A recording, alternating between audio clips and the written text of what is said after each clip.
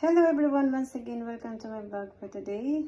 Today I just like to share some very exciting for me to do because this is my first time that I'm trying to make this kind of recipe. I just saw it in the YouTube, so I just like to follow it step by step.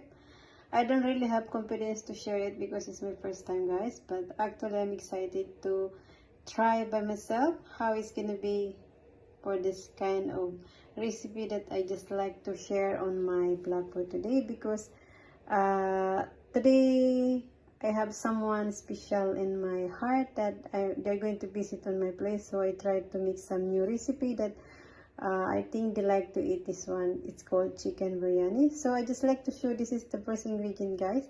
I already marinated with the garlic, ginger, and red bell pepper, red bell pepper powder. So it's very simple, guys. I don't really follow step by step the how to say that one. I just like to take the easy step to make chicken biryani. So I just like to share it here on my blog. This is the chicken, 1 kg of chicken. Originally I saw in the YouTube, it's like they use red onion, but since I don't have really much red onion and I have white onion, so I mix it. So I think it's totally the same because only color is different. I understand in the YouTube I saw it is they use all red onion, but anyway I don't have enough red onion, so I use it half of white onion and half of red onion. And at the same time I saw also on the recipe they added some tomato, so I cut it also a few pieces of tomato. So this is the third ingredient: first chicken, onion, and tomato, and of course the biryani powder. I will show you guys later as well. So now we are reheating some oil on the pan, and when the oil is warm enough or hot enough, I'm going to add the onion to fry it. So ayan guys, it's almost done now, my onion.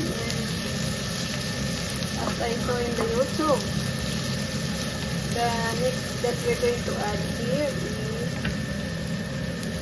chicken. Maybe I will wait a little bit more.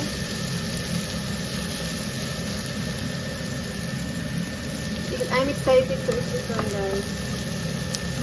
Actually, it's my first time to do this one. So we're going to add the chicken, guys.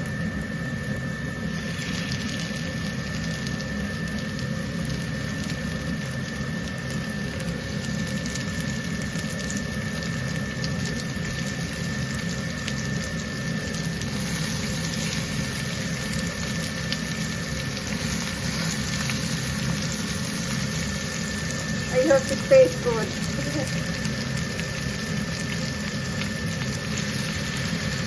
Parang maliit yung aking ano. But anyway, I will transfer later guys to the video one. Hindi ko maiiwa ng mabuti ang aking. Oh my god, this is my first time guys. So ayan. Maybe I will transfer in the video one. So ayan guys.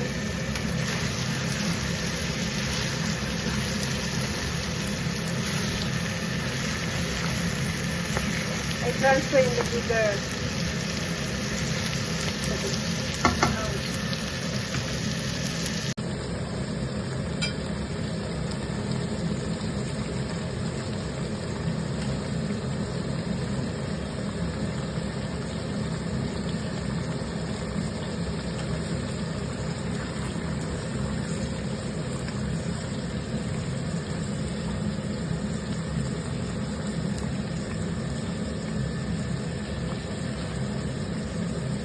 We will wait until the tomato will be soft enough.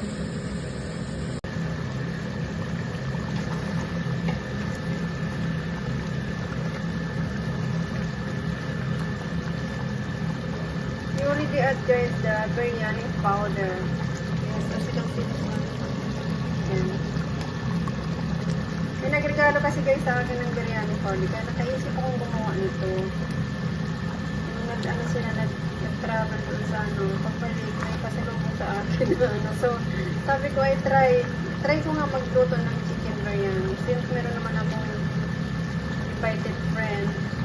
Or anyway, yung family kasi ng aking ano is magiging dito sa atin. So,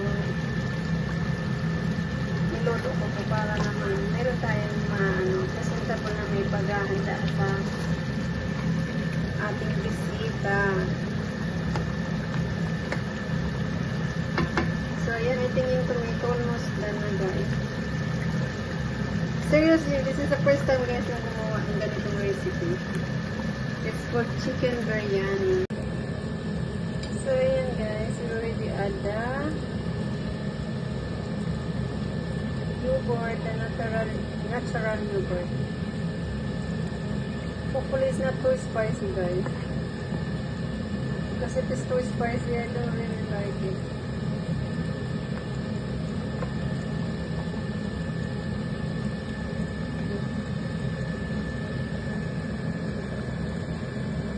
Guys, I think I'm done already with my basmati rice. So let's try to drain it and remove the excess water because I don't want to overcook my rice. So ayan guys, it looks like 70% of the rice. So it's not really well done. I just try to drain the water. There. I'm excited with my chicken biryani, guys. I hope it's not too spicy.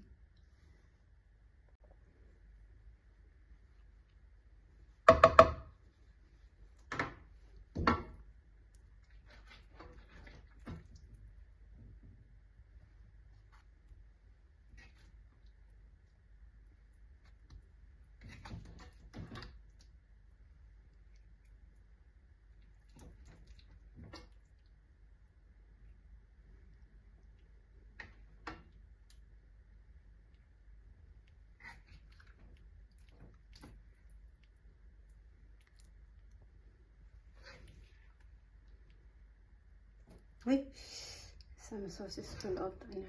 So many clean up. So yan, is almost done ang ating. And then sprinkle na natin ng coriander. Yung ano ko kanina.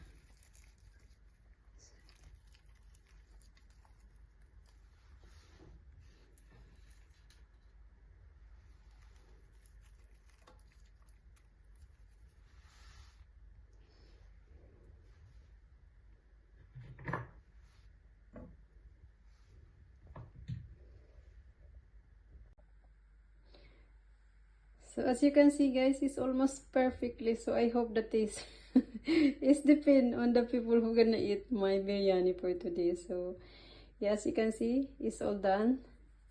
I just saved some of the sauce that I didn't put it add all because I think it's too spicy. So I just put very light sauce.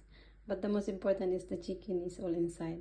So let's cover up and make it warm up more.